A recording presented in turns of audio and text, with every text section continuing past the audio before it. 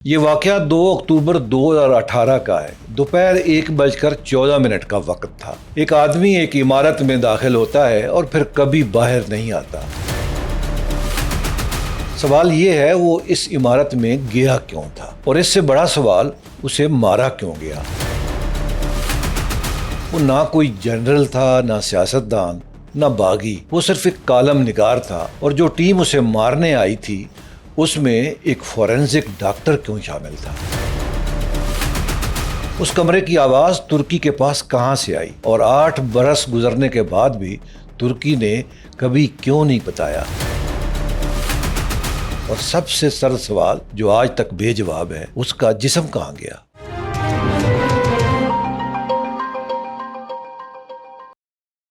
Time line کے اس تاریخ کے ایک ورک کے سیگمنٹ میں خوش آمدید۔ میں ہوں اکرم نعیم بھروکا۔ پہلے یہ سمجھ لیجئے کہ وہ آدمی تھا کون، اور یقین کیجئے اس کا خاندانی پس منظر خود ایک الگ کہانی ہے۔ جمال احمد حمزہ خاشقجی، اس کی پیدائش 13 اکتوبر 1958 کو مدینہ منورہ میں ہوئی۔ اس کے خاندان کی جڑیں سعودی عرب میں نہیں، ترکی میں ہیں۔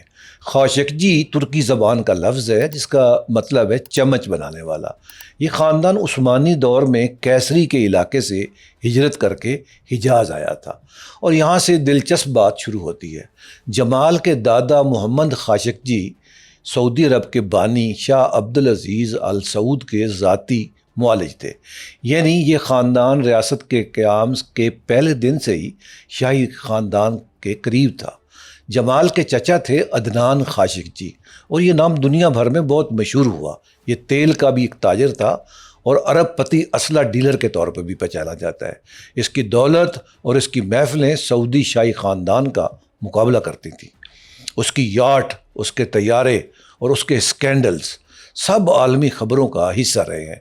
اور اب وہ تفصیل جو شاید آپ کو حیران کر دے، جمال خاشقجی کی پھوپھی سمیرہ خاشقجی کی شادی مصری کاروبار شخصیت محمد الفائد سے ہوئی۔ ان کے بیٹے کا نام تھا دودی الفائد۔ جی ہاں، یہ وہی دودی الفائد ہے جو 1997 میں پیرس میں پرنسس ڈیانا کے ساتھ ایک کار کے حادثے میں جان بک ہو گیا تھا۔ یعنی جمال خاشقجی دودی الفائد کا سکا خالہ زاد بھائی تھا۔ سوچئے، ایک ہی خاندان، ایک فرد کی موت پیرس کی ایک سرنگ میں ہوئی شہزادی ڈیانا کے ساتھ 1997 میں، اور دوسرے فرد کی موت استنبول کے ایک قونصل خانے میں ہوئی 2018 میں۔ دونوں اموات آج تک دنیا بھر میں بحث کا موضوع ہیں۔ جمال نے ابتدائی تعلیم سعودی عرب میں حاصل کی، پھر وہ امریکہ چلا گیا اور 1982 میں انڈیانا اسٹیٹ یونیورسٹی سے بزنس ایڈمنسٹریشن کی ڈگری لی۔ واپس آ کر صحافت میں قدم رکھا۔ سعودی گزٹ، الشرق الوسط، المجلہ، المسلمون، یہ اس کے ابتدائی ادارے تھے جہاں اس نے کام کیا تھا، اور اس کا کیریئر عام صحافت سے کہیں آگے کا تھا۔ اس نے افغانستان میں جنگ کی کوریج کی تھی۔ وہ ان چند صحافیوں میں شامل تھا جنہوں نے اسامہ بن لادن سے اس کے ابتدائی دور میں انٹرویو کیے تھے۔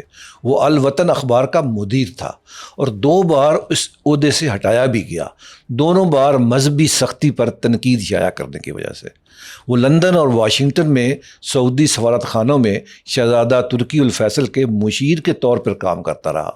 2015 میں شہزادہ الولید بن طلال نے ایک نیا نیوز چینل شروع کیا، العرب، اور جمال خاشقجی کو اس کا ایڈیٹر ان چیف بنا دیا۔ اور اب سنیے، وہ چینل 24 گھنٹے سے بھی کم چلا۔ ایک بحرینی اپوزیشن رہنما کا انٹرویو نشر ہونے کے بعد اس کی نشریات اچانک بند کر دی گئی۔ سرکاری وجہ یہ بتائی گئی کہ کوئی تکنیکی خرابی ہو گئی ہے۔ ایک پورا ٹی وی چینل ایک دن میں، یہ اس دنیا کی پہلی جھلک تھی جس میں جمال خاشقجی کام کر رہا تھا۔ پھر 2017 آیا۔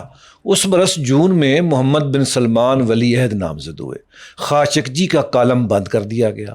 رپورٹوں کے مطابق اسے ٹویٹ کرنے سے بھی روک دیا گیا، اور ستمبر 2017 میں وہ خاموشی سے سعودی عرب چھوڑ کر امریکہ چلا گیا، اور ورجینیا کا ایک شہر ہے میکلین، اس نے وہاں پہ رہائش اختیار کر لی۔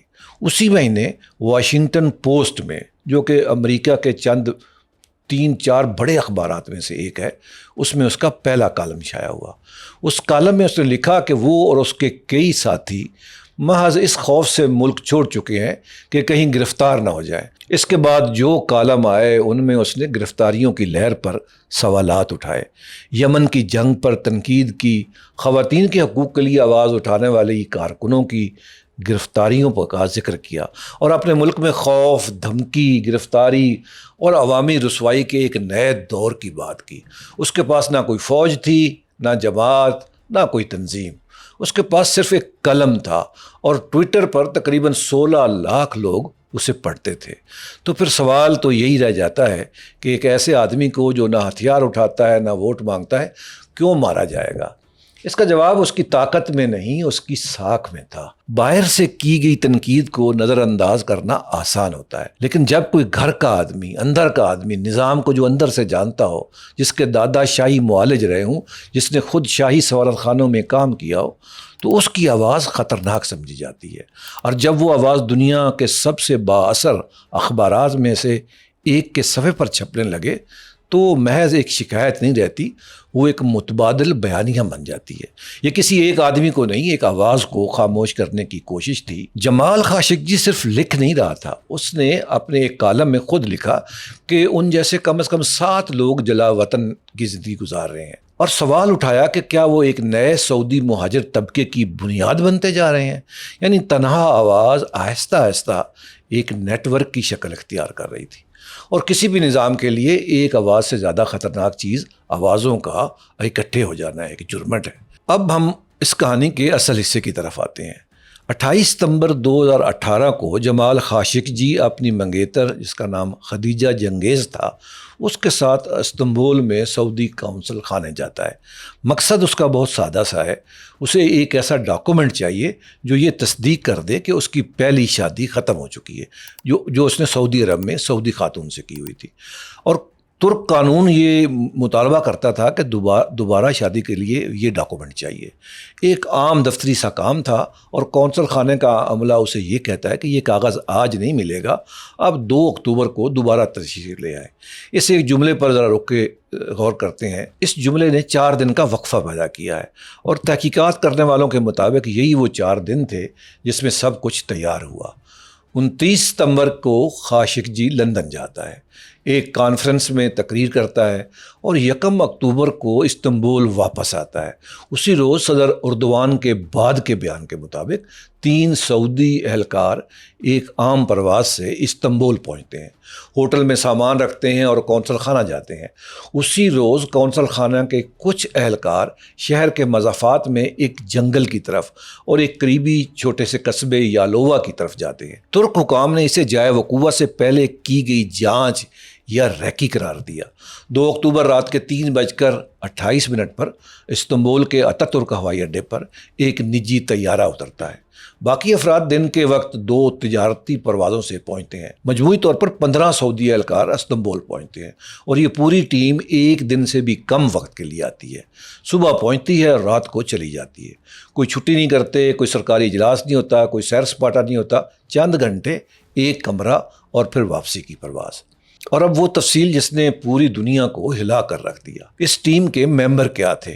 ٹیم کی قیادت کون کر رہا تھا؟ ایک ماہر عبدالعزیز مطرب اور ایک سینئر انٹیلیجنس آفیسر جو ماضی میں سرکاری دوروں پر ولی عہد کے حفاظتی عملے کا حصہ رہ چکا تھا، اور ٹیم میں ایک شامل تھا ایک ڈاکٹر صلاح محمد الطبیقی۔ سعودی وزارت داخلہ میں یہ فورنزک شعبے کا سربراہ تھا۔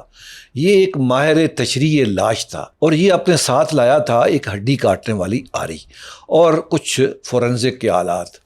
اقوام متحدہ کی اس وقت کی خصوصی نمائندہ کالامار نے کی رپورٹ میں اس بارے میں ایک اہم تفصیل درج ہے جو عام رپورٹنگ میں اکثر گم ہو جاتی ہے۔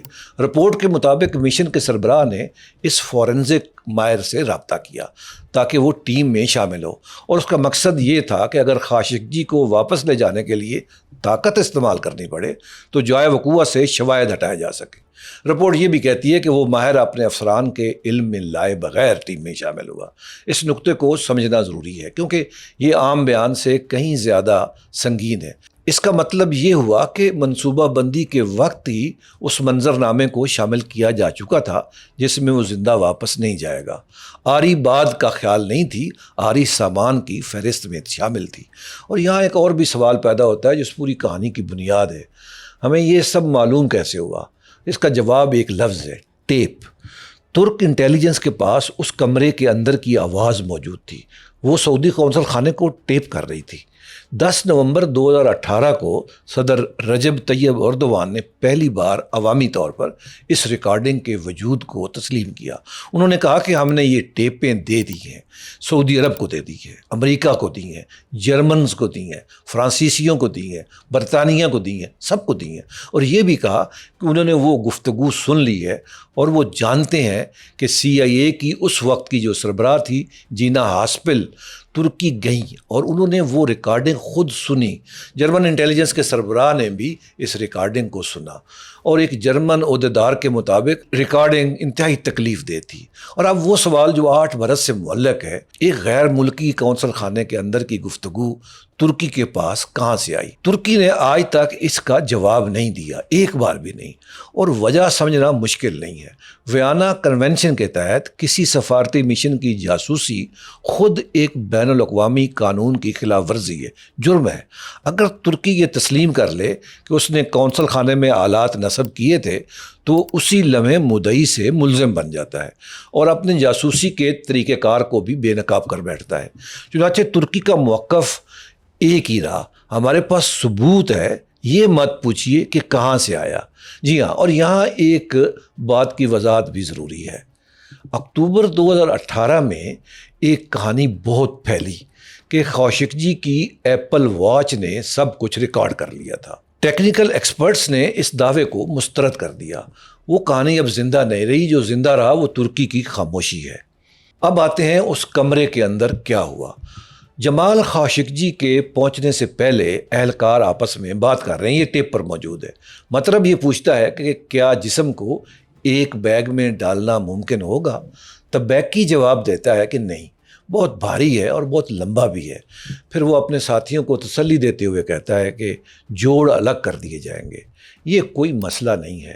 جسم بھاری ہے، اگر پلاسٹک کے تھیلے لے لیں اور ٹکڑے کر کر کے ان میں ڈالیں تو کام مکمل ہو جائے گا۔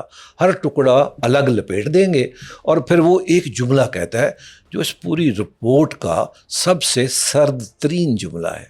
وہ کہتا ہے کہ اس نے ہمیشہ مردہ جسموں پر کام کیا ہے، اسے کاٹنا اچھی طرح آتا ہے، لیکن اس نے کبھی کسی گرم جسم پر کام نہیں کیا، لیکن وہ یہ بھی آسانی سے سنبھال لے گا۔ وہ بتاتا ہے کہ عام طور پر جب وہ لاشیں کاٹتا ہے تو کانوں میں ہیڈ فون لگا کر موسیقی سنتا ہے اور ساتھ ساتھ کافی بھی پیتا رہتا ہے اور سگریٹ بھی پیتا ہے۔ اور پھر وہ اپنے ساتھیوں کو یہی مشورہ دیتا ہے کہ کان میں ہیڈ فون لگا لو یا میری طرح موسیقی سن لو۔ اس جملے کو دوبارہ سنتے ہیں۔ یہ غصے کا جملہ نہیں ہے، یہ نفرت کا جملہ بھی نہیں ہے، یہ ایک پیشہ ور آدمی کا جملہ ہے جو اپنے ساتھیوں کو کام کے دوران پرسکون رہنے کا مشورہ دے رہا ہے میوزک سن کے۔ یہ ایسے ہی ہے جیسے کوئی ڈینٹسٹ میوزک لگا کے اپنی ڈینٹسٹری کر رہا ہوتا ہے۔ باہر دوپہر 1:14 پر جمال خاشقجی قونصل خانے کے دروازے سے اندر داخل ہوتا ہے۔ CCTV کیمرے نے اس لمحے کو محفوظ کر لیا اور پوری دنیا بھر کے ٹی وی پہ یہ کئی مہینے چلتا رہا۔ اندر جانے سے پہلے وہ اپنے دونوں موبائل اپنی منگیتر خدیجہ جنگیز کے حوالے کر دیتا ہے اور اسے ہدایت دیتا ہے کہ اگر وہ باہر نہ آئے تو صدر اردوان کے مشیر یاسین اکتائے کو فون کرے۔ سوچی، یہ احتیاط بتاتی ہے کہ اسے کچھ خطرہ پہلے سے محسوس تھا، لیکن اسے یہ گمان نہیں تھا کہ خطرہ اس درجے کا ہوگا۔ اندر اس ریکارڈنگ کے مطابق اسے تقریباً فوراً ہی گھیر لیا جاتا ہے۔ اہلکار اس سے کہتے ہیں کہ وہ اپنے بیٹے کو ایک پیغام لکھے۔ خاشقجی پوچھتا ہے کہ وہ اپنے بیٹے سے کیا کہے۔ اسے کہا جاتا ہے کہ لکھو، مشق کرو، دکھاؤ، جلدی کرو۔ رپورٹ کے مطابق جب وہ انکار کر دیتا ہے یا دیر لگاتا ہے تو ایک اہلکار کے ہاتھ میں ایک سرنج آ جاتی ہے۔ پھر جدوجہد کی آوازیں آتی ہیں، حرکت اور تیز سانسیں، اور اس ریکارڈنگ میں ایک آواز 3 بار ایک ہی جملہ دہراتی ہے، میرا سانس روک رہا ہے، میرا سانس روک رہا ہے، میرا سانس روک رہا ہے، اور پھر اس کا سانس رک جاتا ہے۔ 2 ترک عہدیداروں نے بعد میں بتایا کہ ریکارڈنگ سے یہ واضح ہے کہ موت فوری نہیں ہوئی تھی۔ گلا دبانے کا عمل تقریباً 7 منٹ جاری رہا اور اس کے بعد خاموشی چھا گئی۔ ترک انٹیلیجنس کے تجزیے کے مطابق دوپہر 1:39 پر ایک آری کی آواز ریکارڈنگ میں شامل ہو جاتی ہے، یعنی اس کے اندر داخل ہونے کے صرف 25 منٹ بعد۔ اس کے بعد پلاسٹک کی شیٹیں لپیٹنے کی آوازیں سنائی دی جاتی ہیں۔ ترک اندازے کے مطابق یہ عمل تقریباً 30 منٹ جاری رہا، اور یہاں ایک بات ریکارڈ پر رکھنا بھی بہت ضروری ہے۔ کالا ماں کی ٹیم نے خود لکھا کہ وہ ان آوازوں کے ماخذ کی حتمی شناخت نہیں کر سکے۔ یہ نتیجہ ترک انٹیلیجنس کا تھا۔ میں آپ کو دونوں باتیں بتا رہا ہوں تاکہ آپ خود پرکھ سکیں۔ اب اس کمرے سے باہر کوئی سن رہا تھا یا نہیں، یہ دو الگ الگ باتیں ہیں اور انہیں غلط ملت نہیں کرنا چاہیے۔ پہلی بات جو زیادہ مضبوط رائے سے آئی، وہ نیو یارک ٹائمز نے ریکارڈنگ سے واقف 3 افراد کے حوالے سے یہ بات رپورٹ کی کہ قتل کے فوراً بعد ماہر مطرب نے ایک فون کال کی اور کہا کہ کام ہو گیا ہے، اپنے صاحب کو بتا دو۔ امریکن انٹیلیجنس کا اندازہ تھا کہ صاحب سے مراد ولی عہد تھے۔ ترک انٹیلیجنس کا خیال تھا کہ وہ ولی عہد کے کسی معاون سے بات کر رہے تھے۔ سابق CIA کے آفیسر بروس ریڈل نے اس پر تبصرہ کرتے ہوئے کہا کہ ایسی فون کال ثبوت کے اعتبار سے تقریباً وہی حیثیت رکھتی ہے جو ایک دھواں اٹھاتی بندوق کی ہوتی ہے۔ اور دسمبر 2018 میں وال اسٹریٹ جرنل نے رپورٹ کیا کہ اس نے ایک انتہائی خفیہ درج بند CIA فائل کے اقتباسات کو پڑھا ہے، جس کے مطابق قتل سے پہلے اور بعد کے گھنٹوں میں ولی عہد اور ان کے معاون سعود القحطانی کے درمیان 11 پیغامات کا تبادلہ ہوا۔ دوسری بات، 22 اکتوبر 2018 کو خبر رساں ادارے رائٹرز نے ایک رپورٹ شائع کی۔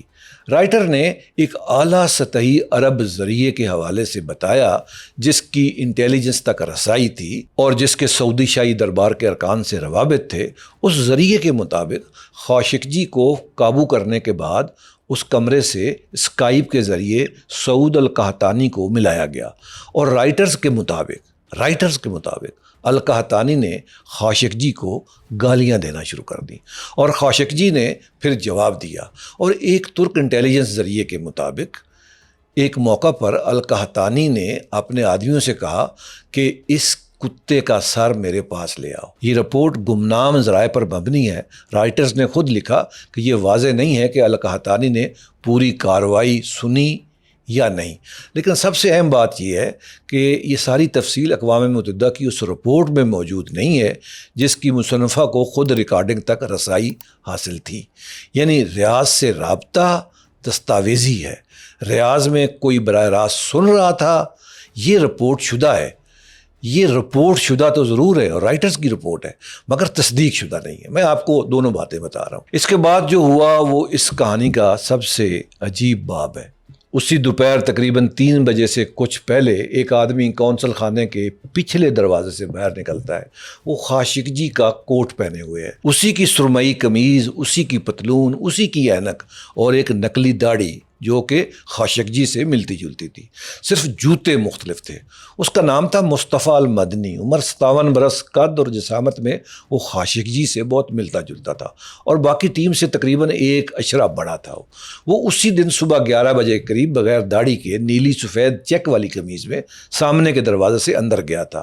CCTV فوٹیج جو بعد میں CNN نے بھی نشر کی، یہ دکھاتی ہے کہ وہ ایک ساتھی کے ہمراہ ٹیکسی لیتا ہے، پھر وہ سلطان احمد کے علاقے میں مشہور بلو ماسک تک جاتا ہے، وہاں ایک عوامی بیت الخلاء میں جا کر کپڑے بدلتا ہے اور پھر باہر آ جاتا ہے۔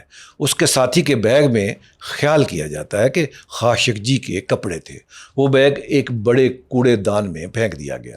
اسی شام وہ اپنے ساتھی کے ساتھ کھانا کھاتا ہے اور ہوٹل واپس چلا جاتا ہے، جہاں کی فوٹیج میں وہ مسکراتا اور ہنستا ہوا دکھائی دیتا ہے۔ ایک سینئر ترک اہلکار نے اس منظر پر تبصرہ کرتے ہوئے CNN سے صرف ایک جملہ کہا کہ خاشقجی کے کپڑے شاید ابھی گرم ہی تھے جب المدنی نے انہیں پہنا۔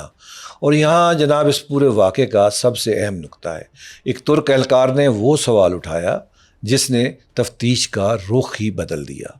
اس نے کہا کہ کسی کو زبردستی واپس لے جانے کے لیے یا کسی سے پوچھ گچھ کرنے کے لیے ہم شکل کی ضرورت نہیں ہوتی۔ ہم شکل صرف اس صورت میں چاہیے جب آپ کو یہ ثابت کرنا ہو کہ وہ آدمی اپنے پیروں پر چل کر باہر گیا تھا۔ یعنی وہ CCTV فوٹیج میں جاتے ہوئے بھی نظر آ رہا ہے اور وہاں سے نکلتے ہوئے بھی نظر آ رہا ہے، لیکن جو نکلا وہ جمال نہیں تھا، وہ دوسرا آدمی تھا جس کو جمال جیسی داڑھی اور جمال کے اپنے کپڑے پہنا دیے گئے تھے۔ 3:07 پر ایک سفارتی پلیٹ والی گاڑی قونصل خانے سے نکل کر قریب ہی سعودی قونصل جنرل کی رہائش گاہ پر پہنچتی ہے۔ شام 7 بجے سے رات 11 بجے کے درمیان 15 رکنی ٹیم اپنا ہوٹل چھوڑتی ہے اور ترکی سے روانہ ہو جاتی ہے، اور جب ترک حکام نے اندرونی فوٹیج طلب کی تو اسے ان کو بتایا گیا کہ اس روز کیمرے کام نہیں کر رہے تھے۔ 15 اکتوبر کو یعنی 13 دن بعد ترک فورنزک ٹیم کو بالآخر عمارت میں داخل ہونے کی اجازت مل گئی۔ رپورٹس کے مطابق اس سے کچھ ہی دیر پہلے وہاں صفائی کا عملہ کام کرتا دیکھا گیا تھا۔ ایک ترک تجزیہ کار کے بقول کیمیائی ماہرین بھیجے گئے تھے۔ 13 دن میں 2 دیواریں بھی اپنی کہانی بھول جاتی ہیں، اور بعد میں جب ترک حکام نے قونصل جنرل کی رہائش گاہ کے باغ سے کیمیائی مادوں کے نمونے حاصل کیے تو دوبارہ تلاشی کی درخواست مسترد کر دی گئی۔ اب آتے ہیں کہ اس کے بعد کے برسوں میں کیا ہوا، اور یہاں 3 الگ الگ کہانیاں ہیں۔ پہلی کہانی تو یہ ہے کہ ولی عہد پر کیا گزری، اور دوسری یہ کہ خاندان کے ساتھ کیا ہوا، جمال کے خاندان کے ساتھ، اور تیسرا یہ کہ ترکی نے آخر یہ رول کیوں پلے کیا۔ پہلے ولی عہد کی بات کرتے ہیں۔ اکتوبر 2018 میں محمد بن سلمان کی عمر صرف 33 برس تھی۔ وہ صرف 1 برس اور چند ماہ پہلے ولی عہد بنے تھے۔ ان کی شہرت مغرب میں ایک نوجوان جدت پسند اصلاح کار کی تھی، اور پھر خاشقجی کا معاملہ آ گیا۔ 23 سے 25 اکتوبر 2018 کو ریاض میں ایک بڑی سرمایہ کاری کی کانفرنس ہونا تھی جس کا نام تھا فیوچر انویسٹمنٹ انیشیٹو، جسے دنیا نے صحرا کا ڈیووس کہا۔ یہ خاشقجی کے قتل کے بعد ولی عہد کی پہلی بڑی عالمی حاضری تھی، اور یہ دنیا کو ان کا ایک انٹروڈکشن تھا، اور وہ کانفرنس میں مغرب کے لحاظ سے ان کے لیے ایک آفت ثابت ہوئی۔ امریکی وزیر خزانہ سٹیون منوچن نے شرکت سے انکار کر دیا۔ برطانیہ، فرانس اور ہالینڈ کے وزراء نے دستبرداری اختیار کی۔ جے پی مورگن اور چیز اور ایس بی سی، 1 درجن بڑے مالیاتی اداروں کے سربراہ پیچھے ہٹ گئے۔ IMF کی سربراہ کرسٹن لاگارڈ نے بھی شرکت نہیں کی، اور اوبر کے سربراہ نے کہا کہ وہ حقائق کا انتظار کر رہے ہیں۔ آسٹریلیا، کینیڈا، ڈنمارک، جرمنی سب نے فاصلہ اختیار کیا۔ اس حال میں 2000 سے زیادہ لوگ موجود تھے، اور جب ولی عہد داخل ہوئے تو تالیاں اور نعرے بھی بلند ہوئے، لیکن جو کرسیاں خالی تھیں وہ بول رہی تھیں۔ اور اسی دن 23 اکتوبر کو ریاض میں ایک اور منظر بھی تشکیل دیا گیا۔ شاہ سلمان نے خاشقجی کے خاندان سے ملاقات کی، اور سرکاری خبر رساں ادارے نے ایک تصویر جاری کی جس میں ولی عہد محمد بن سلمان جمال خاشقجی کے بڑے بیٹے صلاح خاشقجی سے مصافحہ کر رہے ہیں۔ جب آپ اس تصویر کو دیکھتے ہیں تو ایک نوجوان جس کے والد کو 3 ہفتے قبل ایک قونصل خانے میں قتل کیا گیا تھا اس شخص سے ہاتھ ملا رہا ہے جس کے ادارے پر الزام ہے، اور یہ تصویر عالمی ذرائع ابلاغ کو جاری کی گئی۔ آنے والے برسوں میں ولی عہد پر دباؤ برقرار رہا۔ وہ 2021 میں روم کے G20 اجلاس میں نہیں گئے۔ اس کے بعد وہ گلاسکو میں ہونے والی موسمیاتی کانفرنس میں بھی نہیں گئے۔ تجزیہ کاروں کے مطابق اس کی ایک وجہ یورپ اور شمالی امریکہ میں عدالتی کارروائیوں کا خدشہ تھا۔ محمد بن سلمان بہت زیادہ پریشر میں تھے اس وقت۔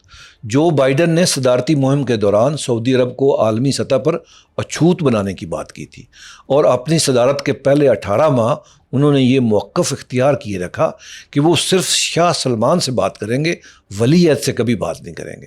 اور پھر 15 جولائی 2022 کو جدہ میں جو بائیڈن سعودی عرب پہنچے اور محمد بن سلمان کے ساتھ مکے سے مکہ ملایا۔ وہ تصویر سعودی حکام نے فوری جاری کر دی۔ بائیڈن نے بعد میں کہا کہ انہوں نے خاشقجی کا معاملہ اٹھایا، اور ولی عہد نے کہا کہ وہ ذاتی طور پر ذمہ دار نہیں ہے۔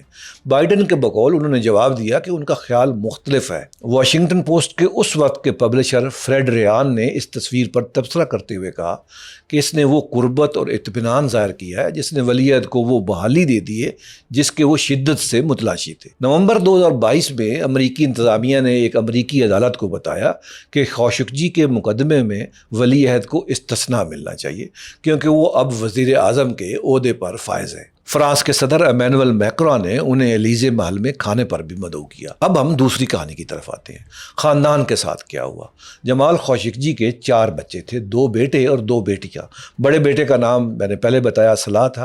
اپریل 2019 میں واشنگٹن پوسٹ نے ایک تحقیقاتی رپورٹ شائع کی جس کی بنیاد موجودہ اور سابق سعودی حکام اور خاندان کے قریبی افراد کے بیانات تھے۔ رپورٹ کے مطابق خاشقجی کے 4 بچوں کو جدہ میں مکانات دیے گئے جن کی مالیت $40 لاکھ فی مکان تک بتائی گئی۔ یہ سارے مکانات ایک ہی احاطے میں تھے جس کی مرکزی عمارت میں صلاح خاشقجی رہائش پذیر تھے، اور اس کے علاوہ ہر بچے کو ماہانہ $10,000 یا اس سے زیادہ کی ادائیگی کی جا رہی تھی۔ ایک سابق سعودی عہدیدار نے واشنگٹن پوسٹ کو بتایا کہ خود شاہ سلمان نے 2018 میں ان مکانات اور ماہانہ ادائیگیوں کی منظوری دی تھی، اس اعتراف کے طور پر کہ ایک بڑی ناانصافی ہوئی ہے اور اس کوشش کے طور پر کہ ایک غلط کو درست کیا جائے۔ ایک موجودہ عہدیدار نے واشنگٹن پوسٹ کو کہا کہ یہ ادائیگیاں سعودی عرب کی دیرینہ روایت کے مطابق ہیں، جس میں اگر کسی کے ساتھ کوئی ظلم ہوا ہو یا کوئی قدرتی آفات کا متاثر ہو تو اس کی مالی مدد کی جاتی ہے۔ اس کے الفاظ تھے کہ ایسی مدد ہماری روایت اور ثقافت کا حصہ ہے، اور اس نے یہ تجویز مسترد کر دی کہ خاندان خاموش رہنے کا پابند ہوگا، یہ کہتے ہوئے کہ یہ کسی اور چیز سے منسلک نہیں ہے۔ اور واشنگٹن پوسٹ کے مطابق اس سے کہیں بڑی رقوم ممکنہ طور پر کروڑوں ڈالر فی فرد خون بہا کے مذاکرات کے تحت متوقع تھی، جو مقدمات مکمل ہونے کے بعد ہونے تھے۔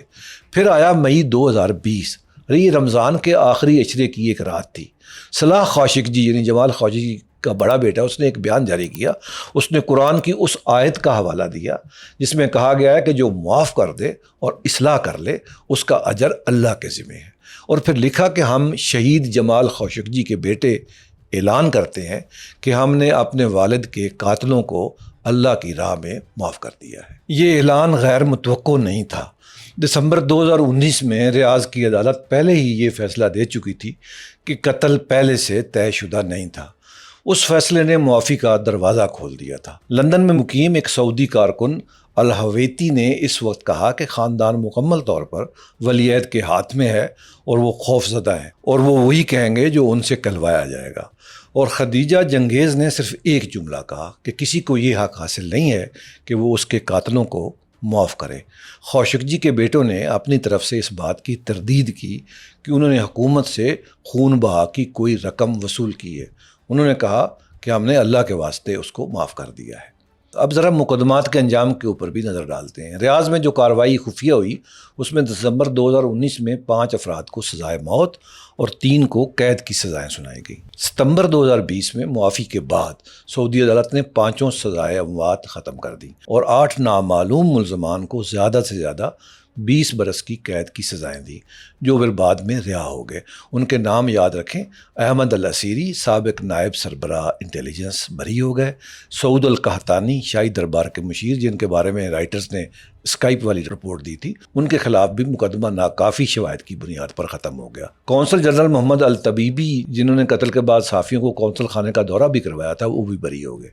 وہ یہ تینوں افراد جن کے عہدے سب سے اوپر تھے کسی سزا کے بغیر باہر آ گئے، اور جن کو سزا ہوئی ان کے نام عوامی طور پر جاری نہیں کیے گئے۔ اور آخر میں اب تیسری کہانی بھی بتانا ضروری ہے، ترکی کی کہانی۔ یہاں ایک عام غلط فہمی درست کرنی بہت ضروری ہے۔ بہت سے لوگ یہ سمجھتے ہیں کہ ترکی نے بعد میں خاموشی کیوں اختیار کر لی۔ ایسا نہیں ہوا۔ اردوان نے بالکل خاموشی اختیار نہیں کی، انہوں نے ٹھیک اس کے برعکس کیا۔ ہفتوں تک ترک حکام نے غیر منسوب بریفنگز کے ذریعے تفصیلات ترک اور بین الاقوامی ذرائع ابلاغ کو ایک ایک کر کے ایک مقررہ رفتار سے پہنچائیں تاکہ خبر روز بروز زندہ رہے اور انگلی ریاض کی طرف اٹھتی رہے۔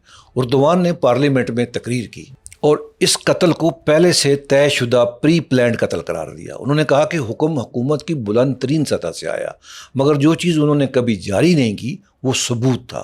انہوں نے ٹیپ کا ذکر کیا، انہوں نے 5 ممالک کو نجی طور پر وہ ٹیپ سنوانے کا بھی اعتراف کیا، مگر عوام کے سامنے میڈیا پہ کبھی ٹیپ چلائی نہیں گئی۔ اور اس کی وجہ بہت سیدھی ہے، جو ٹیپ جاری نہ ہو وہ ایک مستقل دباؤ ہوتا ہے، اور جو ٹیپ جاری ہو جائے وہ ایک بار استعمال ہونے والا کارتوس ہے۔ اردوان نے کارتوس بچا کر رکھا۔ یہ کوئی ایتھکس کا نہیں ہے، یہ ایک حساب کتاب کا فیصلہ تھا۔ اور پھر اس حساب کتاب میں بعد میں معاشیات بھی آ گئی۔ سعودی عرب نے غیر رسمی طور پر ترک اشیاء کی درآمد پر پابندی جیسی صورتحال پیدا کر دی تھی، جس سے ترک برآمد کنندگان کو بھاری نقصان پہنچ رہا تھا۔ اسی دوران ترکی اپنے سب سے شدید معاشی بحران میں داخل ہو گیا۔ لیرا کی قدر گر گئی، مہنگائی 60 سے 70% تک پہنچ گئی تھی، اور 2023 کے انتخابات بھی سر پر تھے۔ نومبر 2021 میں متحدہ عرب امارات نے ترک منصوبوں کے لیے $10 ارب کا فنڈ قائم کیا۔ جنوری 2022 میں ابوظہبی کے ساتھ $5 ارب کا کرنسی کا معاہدہ ہوا، اور اپریل 2022 میں استنبول کی ایک عدالت نے 26 سعودی ملزمان کے خلاف غیر حاضری میں جاری مقدمہ روک کر مقدمہ سعودی عرب منتقل کر دیا۔ منتقلی کی درخواست سعودی عرب کی طرف سے آئی تھی۔ ترک وزیر انصاف نے اس کی منظوری دی تھی۔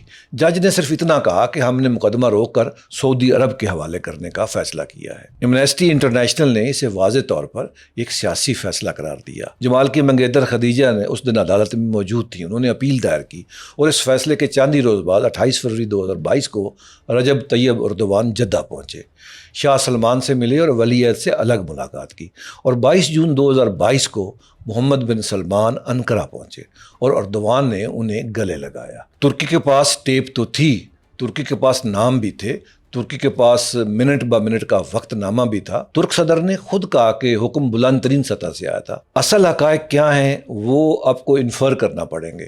درآمدی پابندی بھی لگی، لیرا کا بحران بھی آیا، $10 ارب، $5 ارب، پھر یہ سارے جو پیکج آئے وہ بھی آئے، جدہ کا دورہ بھی ہوا۔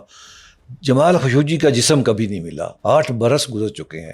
کونسل جنرل کی رہائش گاہ کا باغ بھی کھودا گیا، وہاں کے کنویں کا معائنہ بھی کیا گیا، شہر سے باہر ہر جنگل کا رخ کیا گیا۔ جہاں 1 اکتوبر کو گاڑیاں گئی تھیں، وہ چھوٹا سا شہر یالووا تھا، اس کے قریب ایک فارم ہاؤس تک کی تلاش کی گئی۔ ترک نائب صدر فواد اوکتائے نے ان اطلاعات کی تحقیقات کا مطالبہ کیا کہ شاید جسم کو تیزاب میں تحلیل کر دیا گیا ہو۔ جمال خشوگی نے ایک کالم لکھا تھا جو اس کی موت کے بعد شائع ہوا۔ یہ کالم عرب دنیا میں آزادی رائے کے بارے میں تھا۔ جمال خشوگی تو دنیا میں نہیں رہا، لیکن ان کا وہ کالم ابھی بھی نیٹ پر موجود ہے۔ مجھے اجازت دیجیے، اپنا بہت خیال رکھیے گا۔ اللہ نگہبان۔